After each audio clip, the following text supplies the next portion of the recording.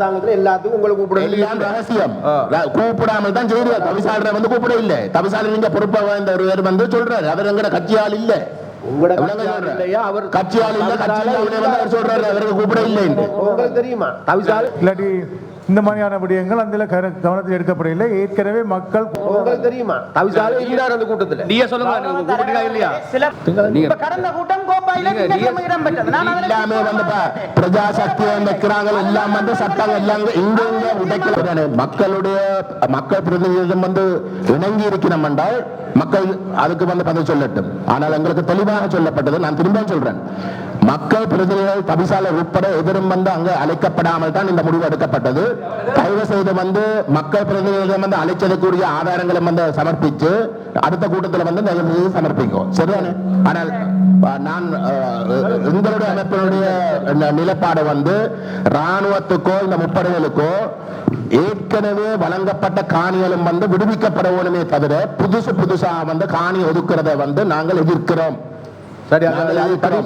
அரசாங்கமும் வந்து முழுக்க ராணுவம் வந்து குறைச்சு கொண்டு போகணும் என்று வந்து வடக்கு வருகின்ற ஒவ்வொரு முறையும் வந்து சொல்லிக்கொண்டு புதுசாக வந்து இவ்வகையில ரகசிய கூட்டங்களை வச்சு கொண்டு வந்து காணியை ஒதுக்குறதுதான் எங்களுடைய குட்டிக்கு ரகசிய ரகசியம். எங்களுக்கு கூப்பிடாமல் வந்து செய்யறா, தவிசாளருக்கு சொல்லாமல் வந்து கூட்டம் வைக்கிறா ரகசிய கூட்டம். அரசாங்கத்துல எல்லாத்துக்கும் உங்களை கூப்பிட எல்லாம் ரகசியம். கூப்பிடாமல் தான் செய்யறாரு. தவிசாளரை வந்து கூப்பிட இல்லை. தவிசாளர் நீங்க பொறுப்பா வாய்ந்த ஒருவர் வந்து சொல்றாரு அவர் எங்கட கட்சியால் இல்ல, அவர் கட்சியால் இல்ல, கட்சியால் சொல்றாரு அவருக்கு கூப்பிட இல்லை. உங்களுக்கு தெரியுமா தவிசாளர் இருந்தார் அந்த கூட்டத்தில். நீங்க சொல்லுங்க கூப்பிட்டீங்களா இல்லையா? சில கூட்டங்களை திங்கட்கிழமையிலே வைக்கின்றார்கள், காணி கூட்டங்களை. அப்போது நாங்கள் எப்படி இந்த பிரச்சனையை சார்ட் அவுட் பண்றது? அப்ப திங்கட்கிழமை என்பது அரசு சுற்று நிறுவனங்களுக்கே மாறானது. திங்கள் வைக்கல அது கடந்த கூட்டம் கோப்பாயில இடம் பெற்றது. எல்லாமே வந்து பிரஜாசக்தியை வைக்கிறாங்க, எல்லாம் வந்து சட்டம் எல்லாம் இங்க உடைக்கலாம உடைக்கிறதுக்காக செய்யலாம். இப்படிதான் இவே கடந்த கூட்டம் கோப்பாயில திங்கட்கிழமை வைக்கப்பட்டது. என்ன நடந்தது நான் அறியவில்லை. இன்னைக்கு அர்ஜுனா இல்லாத குறைபாடு நீங்க எல்லாம் சேர்த்து பண்ணுங்க. அப்படி நீங்க வெளிப்படையா தான் செய்றீங்கடா. அந்த கடந்த கோப்பாயில இடம்பெற்ற கூட்டத்தை மீள இன்னொரு நாள் வையுங்க. அப்ப இது திட்டமிட்டு தானே செய்றீர்கள். கோபாட்டியே சொல்லுங்க அது என்ன கோப்பாய் அதை நான் கேன்சல் பண்ண சொல்லி எழுத்து மூலமா அனுப்பிங்க. ஆனா கேன்சல் பண்ண படையில கோப்பாய் கேன்சல் பண்ணி திருப்பி வைங்க. சொல்லுங்க நீங்க பார்த்தா நீட்டு காய்ச்சிட்டு போறீங்க. ஒரு விஷயத்தை சோட்ட சுருக்கா சொல்லுங்க. சொல்லுங்க கோப்பாய் பிரதேச பொறுத்தவரையில் இல்லைங்க சத்தம் போட்டா தானே வேலையில் நடக்கும். அவங்களுக்கு கோப்பாயில நடக்கும். ஏற்கனவே திட்டமிடப்பட்ட காணி பயன்பாட்டு குழு ஆரம்பத்திலே சொன்ன மாவட்ட மட்ட கூட்டம் முன்னுக்கு திட்டமிட்டதால உடனடியாக பொதுமக்களுக்கு வழங்கப்பட வேண்டிய குடியிருக்கின்ற காணிகளை அவர்களுக்கு கையளிக்கிற நோக்கத்துக்காக மட்டும் இந்த கூட்டம் கூடப்பட்டது. முக்கியமான ராணுவம் சம்பந்தமானதோ இல்லாட்டி முப்படைகள் சம்பந்தமானதோ இல்லாட்டி இந்த மாதிரியான விடயங்கள் அந்த கவனத்தில் எடுக்கப்படவில்லை. ஏற்கனவே மக்கள் குடியிருந்து அவர்களுக்கு அனுமதி பத்திரம் வழங்கப்படாத, அவர்களுக்கு கையளிக்கப்படாத காணிகளை அவர்களுக்கு அந்த வீட்டு திட்ட நடைமுறைகளை முன்னெடுப்பதற்காக வழங்கப்பட்டது. அது மட்டும் இல்லாமல் இந்த எங்களது காணி பயன்பாட்டு குழு கூட்டம் 3 மாதங்களுக்கு ஒரு காலாண்டுக்கு ஒரு முறை நடைபெறுவதால் இந்த தீர்மானத்தை எடுத்து நாங்கள் இந்த மக்களுக்கு இந்த காணிகளை கொடுத்து அவர்கள் வீட்டு திட்டம் கட்டாத பட்சத்தில் நாங்கள் இன்னும் 3 மாதம் பின்னால் போக வேண்டிய ஒரு நிலப்பாடு இருந்ததால் தான் இந்த மக்களுக்கான காணி வழங்குற விடயம் மட்டும்தான் அந்த சரி ஓகே நீங்க சொல்ற பிரச்சனை இல்லை. தலைமை தாங்கிற ஆட்கள் தான் நீங்கள் தான் டேட்டா ஃபிக்ஸ் பண்ணுறீங்க. நீங்க மண்டே தவிர்த்து விடுங்க. இல்ல இப்ப ஒருங்கிணைப்பு கூட்டம் மண்டே செய்ய திங்கட்கிழமையில ஒருங்கிணைப்பு குழு கூட்டம் நடைபெறது இல்ல மண்டே நடக்குது இல்ல. அப்படி சரி காணி ஒருங்கிணைப்பு குழு கூட்டம் திங்கட்கிழமை நடைபெற்றது. நான் அதை நிராகரிக்குமாறு எழுத்து மூலம் கூட அனுப்பினேன், ஒரு தேதியில மாற்றுமாறு. ஆனால் அப்படியான சந்தர்ப்பங்களிலே தயவு செய்து அதிகாரிகள் அதை பற்றி கவனம் செலுத்த வேண்டும். சரி பிரதேச இனி அதை கவனத்தில் எடுத்துக் கொள்ளுங்கள். வடக்கு மாகாண சபையினால் நடைமுறைப்படுத்தப்படும் திட்டங்கள் தொடர்பாக பிரதம செயலாளர் திட்டமிடல் அவர்கள் முன்வைத்து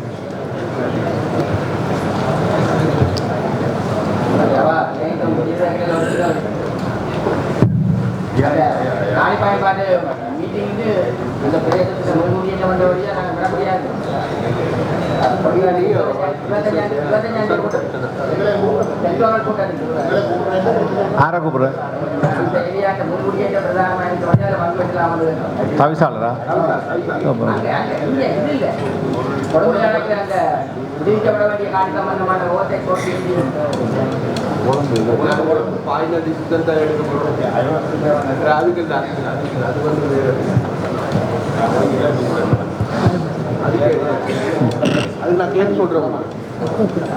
அனைவருக்கும் வணக்கம்.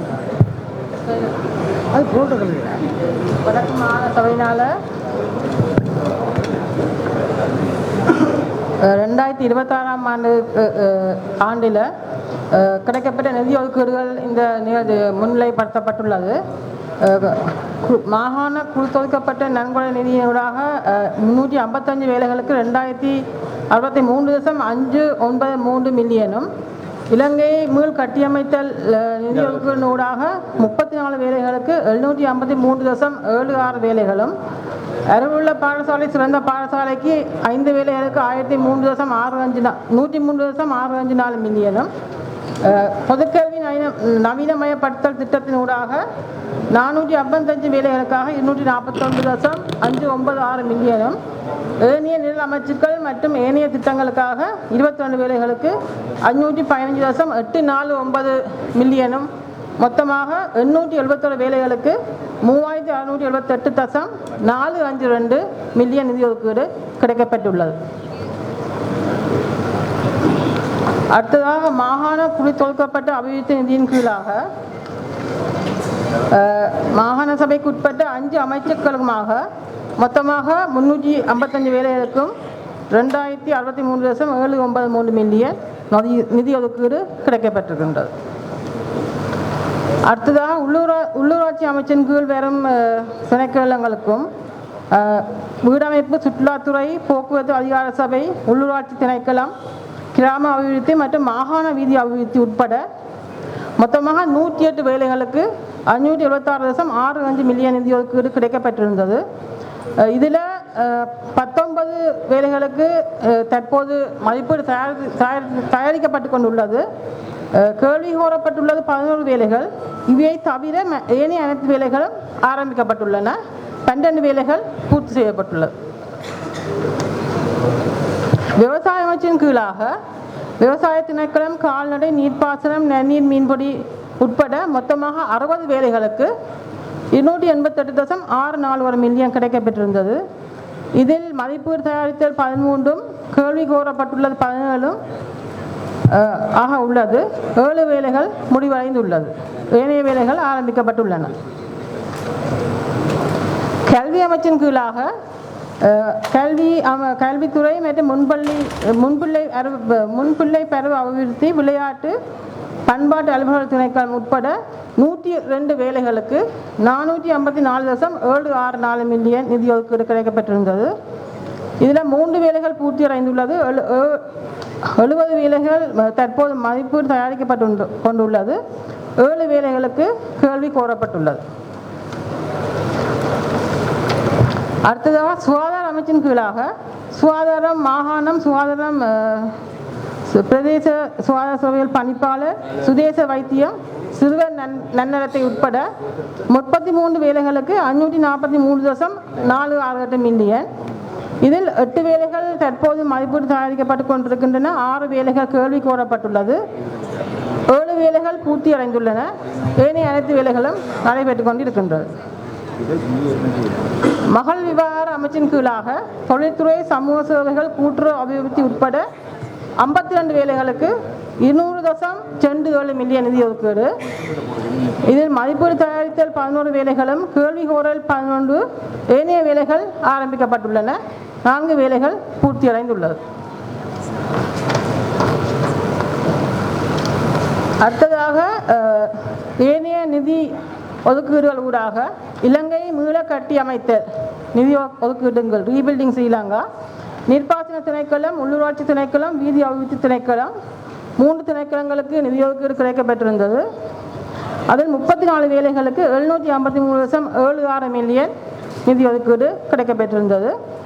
28 வேலைகள் மதிப்பீடு தயாரிக்கப்பட்டு கொண்டிருக்கின்றன. 6 வேலைகள் கேள்வி கோரப்பட்டுள்ளது. இதுக்கான நிதி ஒதுக்கீடு அண்மை காலத்திலே கிடைக்கப்பட்டபடியினால்தான் தற்போது மதிப்பீடு வேலைகள் நடைபெற்றுக் கொண்டு இருக்கின்றன.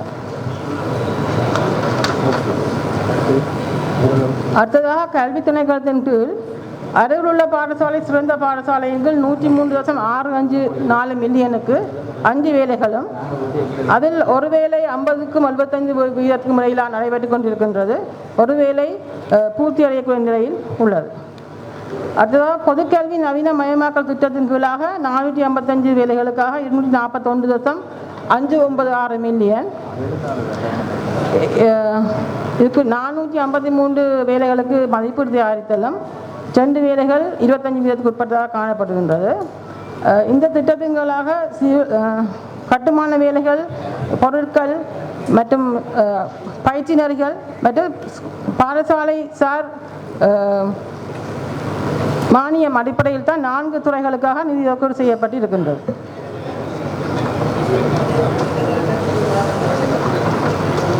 அடுத்ததாக விவசாய நிரல்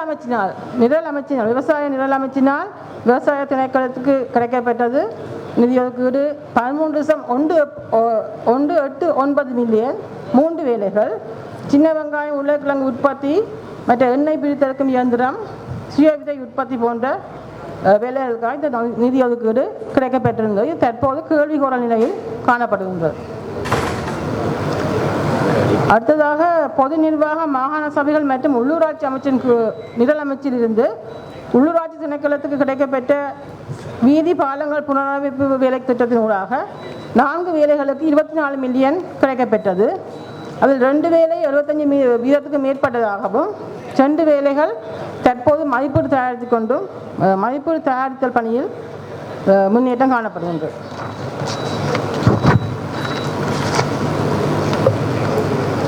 ஏனைய திட்டங்கள் நாங்கள் பார்க்கும்போது ஒருங்கிணைந்த நீரேந்து பிரதேசம் மற்றும் நீர் வளங்கள் முகாமைத்துவ திட்டம் IWWRMBக்கு 3 வேலைகளுக்கு 43 மில்லியன் கிடைக்கப்பெற்றுள்ளது.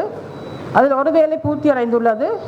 2 வேலை 75க்கு மேற்பட்ட வீதத்தில் முன்னேற்றம் காணப்படுகின்றது. கிருசம்பா காலநிலை மீள்திறன் பலகட்ட திட்ட அணுகுமுறையின் கீழாக 5 வேலைகளுக்கு 50 மில்லியன் நிதி ஒதுக்கீடு கிடைக்கப்பெற்றுள்ளது. இதில் 5 வேலைகளும் பூர்த்தி அடைந்துள்ளது. சர்வதேச விவசாய குறித்த கொரிய திட்டம் கோப்பியா திட்டத்தினூடாக 2 வேலைகளுக்கு 3 மில்லியன் கிடைக்கப்பெற்றிருந்தது. அது ஒரு வேலை தற்போது ஆரம்பிக்கப்பட்டுள்ளது. அடுத்த வேலை 50 வீதத்துக்கு மேற்பட்ட முன்னேற்றம் காணப்படுகின்றது. அடுத்ததாக கிராம உட்கட்டமைப்பு அபிவிருத்தி திட்டம் ரிடப் திட்டத்தினூடாக 12 வேலைகளுக்கு 382.66 மில்லியன், அதில் 5 வேலை முடிவடைந்துள்ளது. 7 வேலை தற்போது மீள ஆரம்பிக்கப்பட்டுள்ளது.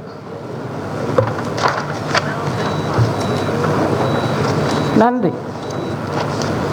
கௌரவ அமைச்சர் அவர்களே, இதிலே இடம்பெற்ற கட்டுமான வேலைகள் போன்றவற்றை நாங்கள் வரவேற்கின்றோம். ஆனால் எதிர்வரும் காலத்திலே இந்த கட்டுமான வேலைகளை முன்னெடுக்கின்ற திணைக்களங்கள் உள்ளூராட்சி மன்றங்களின் அனுமதி பெற்றனவா என்பது பற்றியும் ஒரு அடையாளப்படுத்தல் இடம்பெற வேண்டும். இப்போது கூட இதிலே நீங்கள் எழுந்தமானமாக ஏதாவது ஒரு திட்டத்திலே கேட்டிருந்தீர்கள் என்றால் சில வேலைகளே இல்லாமல் இருக்கும். நீங்கள் கேட்டு பார்க்கலாம், பரிசோதித்து பாருங்கள். என்ற சட்டம் ஒழுங்கு நடைமுறைப்படுத்தப்படத்தானே வேண்டும். நாங்கள் தனியாரிடம் கௌரவ ஆளுநர் ஒரு நல்லதொரு தீர்மானத்தை கொண்டு வந்தார். 10 வருடங்களுக்கு உட்பட்ட கடைகளுக்கு, அதாவது 10 வருடத்துக்கு பின்னராக கட்டப்பட்ட வர்த்தக நிலையங்களுக்கு COC குடிபுகழ் சான்றிதழ் இல்லாவிட்டால் அவர்களுக்கு வியாபார உரிமம் வழங்க வேண்டாம் என்று. அது நல்ல சிறந்த அறிவுறுத்தல். நாங்கள் அதனை வரவேற்கின்றோம். ஆளுநர் அவர்கள் சிறந்த ஆளுமையான அந்த விடயத்தை கொண்டு வந்தார். ஆனால் கவலைக்கிடமான விஷயம் என்னவென்றால் அரச ஸ்தாபனங்கள், இன்றைக்கு நாங்கள் இருக்கிற இத்தனை ஆயிரம் பேர் இருக்கிற அரச ஸ்தாபனங்களுடைய கட்டிடங்கள் அனைத்தும் COC குடிபுகழ் சான்றிதழ் இல்லை, கட்டிட அனுமதிகள் இல்லை, இன்றைக்கும் கட்டப்பட்டுக் கொண்டிருக்கின்றன. இந்த அரசாங்கத்தினுடைய ஆட்சி கால பகுதியில் நிதி ஒதுக்கப்பட்டும் கட்டுப்பட்டு கொண்டிருக்கின்றன. தயவு செய்து இது பற்றி ஒரு பொருத்தமான நடைமுறை நாங்கள் கேட்கின்றோம். உள்ளூராட்சி மன்றங்கள் நாங்கள் தண்டத்துடன் 10 ஆண்டுகளுக்குள்ளே நடைபெற்ற வேலை திட்டங்களை அனுமதி வழங்க தயார். எங்களுடைய உள்ளூராட்சி மன்றங்களுக்கு அது ஒரு வருமானமாகவும் அமையும். நான் அனைத்து திணைக்களங்களுக்கும் கடிதம் அனுப்ப தயாராக இருக்கின்றேன். தயவு செய்து அவர்கள் தண்டத்துடன் இந்த அனுமதியை பெறுமாறு அறிவுறுத்துங்கள். நான் ஆடிட்டர் ஜெனரல் டிபார்ட்மெண்ட்டுக்கு அனுப்ப போறேன். ஏனென்றால் எங்களுக்கு வருமானம் உங்களோட பிரதேசத்துக்கு உட்பட்டு ஒரு பிரதேச தவிசாளர்களும் எல்லாம் அந்த சபை அந்த பிரதேசத்தில் உள்ள கட்டடங்களுக்கு நீங்கள் இன்சூரன்ஸ் கொடுக்கலாமே. உங்களுக்குலாம் வேறு இந்த விஷயம் நீங்க தான் இது கொடுக்கணும், பொதுவான பதியத்தை பிரச்சனை கொடுக்கணும். தானே, இப்ப ஆளுநர் வந்து தீர்ப்பு சொல்லியிருக்கேன்னு சொன்னால் அதை நீ நடைமுறைப்படுத்துங்க. அவர்கிட்ட அது கேளுங்க. தனியார் பதிவு செய்யறதுக்கு கேளுங்க. அது உங்களதான் பொறுப்பு. பாராளுமன்ற உறுப்பினரே, சரி, நீங்கள் இப்படி சொல்லுகின்றீர்கள் என்றால் இதிலே ஒரு திட்டத்தை தட்டுங்கள், கட்டிட அனுமதி பெறப்பட்டதா சொல்லுங்கள். இதிலே நீங்கள் தான் இதை சொல்லுறீங்க, அதை சொல்லுங்க. நானும் ஒரு சிவிலியன், நானும் இந்த பிரதேசத்தில் இருக்கிறேன், அதை கேட்கிறேன். தயவு செய்து சொல்லுங்க. அது பெற வேண்டும் பெற வேண்டும். ஒரு உள்ளக ரீதியா திணைக்களங்களுடைய பிரச்சனைகளை நீதிமன்றத்திலே கொண்டே சந்திக்கலாம். தனியாருக்கு நாங்கள் போயிட்டு டெமோலிஷ் ஆர்டர் எடுக்கிறோம் கௌரவ நீதிமன்றங்கள்ல. இல்ல அது அரச திணைக்களங்களும் அந்த அனுமதியை புறத்தான் வேணும். அதில் மாற்றுக்கிறது கிடையாது. கட்டாயமாக கௌரவ ஆளுநர் அவர்களே, உங்களுடைய கருத்தை நாங்கள் 100% வரவேற்கிறோம். இதுல இருக்கிற இப்ப போடப்பட்ட திணைக்களங்களும் உரிய அனுமதியா அந்த உள்ளூராட்சி மன்றங்கள்ல எடுக்க வேண்டும். ஆவணங்கள் குறைவு காணப்பட்டால் நாங்கள் அதிலே நெகிழ்ச்சி போக்கு காட்ட தயாராக இருக்கின்றோம். சரி, ஓகே. சட்டம் எல்லாருக்கும் பொதுவானதான். அதுல வேற முறை இல்லாது அதை செயல்படுத்தினா சரி. சரி, அடுத்து போ. சரியா? சரி, கௌரவ பாராளுமன்ற உறுப்பினர்கள் சொன்ன விஷயங்கள் சம்பந்தமாக அதில் முதலாவதாக இருக்கின்றது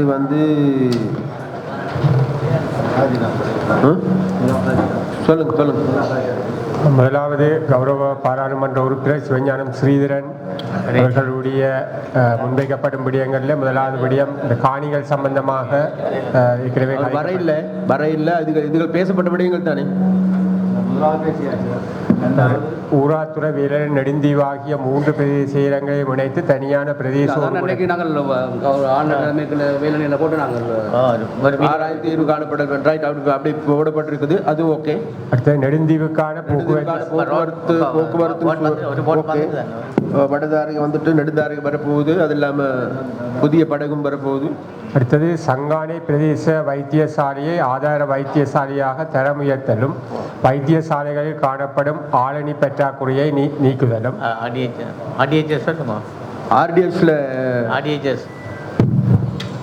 சங்கா எங்க கேதீஸ்வரன்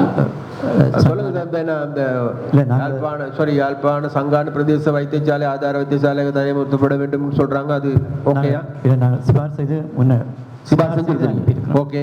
வைத்தியசாலை காணப்படும் ஆளணி பற்றாக்குறை நீக்கிறதுக்கான நடவடிக்கை மேலதிக ஆளணிக்காக நாங்கள் கார்டு ரிவிஷனுக்கு சப்மிட் பண்ணியிருக்கோம்.